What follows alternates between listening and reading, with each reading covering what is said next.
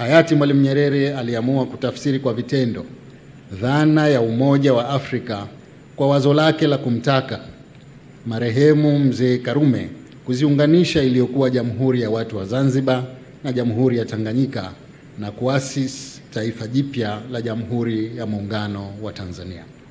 Kupitia kitabu kinachozinduliwa leo, kizazi kipya kilichozaliwa baada ya kuasisiwa muungano huu, ambao ndio wengi miongoni mwa Watanzania, watapata fursa ya kujifunza zaidi malengo na faida za muungano wetu ambao umetimiza miaka 61 ukiwa na mafanikio makubwa.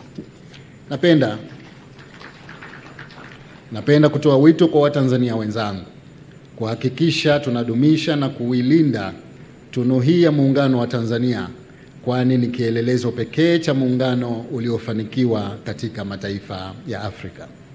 Mheshimiwa Rais na wageni waalikwa, nachukua fursa hii kupongeza kazi kubwa na nzuri inayofanywa ya kuzifanyia kazi changamoto za muungano kupitia vikao vya pamoja vya majadiliano vinavyoshirikisha wajumbe kutoka pande mbili za muungano wetu. Kazi nzuri inayofanyika imewezesha changamoto kupungua kutoka 25 hadi 3 kwa sasa. Haya ni mafanikio makubwa ya kujipongeza, na ni matumaini yangu kuwa na hizi chache zilizobaki tutazimaliza kutokana na dhamira njema za serikali zetu chini ya Chama cha Mapinduzi. Mheshimiwa Rais na wageni waalikwa, napenda kuwaahidi kuwa Serikali ya Mapinduzi ya Zanzibar itaendelea kutoa ushirikiano na tutahakikisha kwa pamoja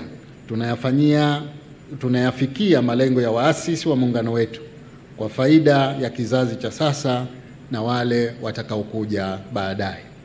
Natumia fursa hii kutoa shukrani na pongezi kwa watu wote walioshiriki katika kufanikisha kuandaa kitabu hiki muhimu kwa historia ya taifa letu.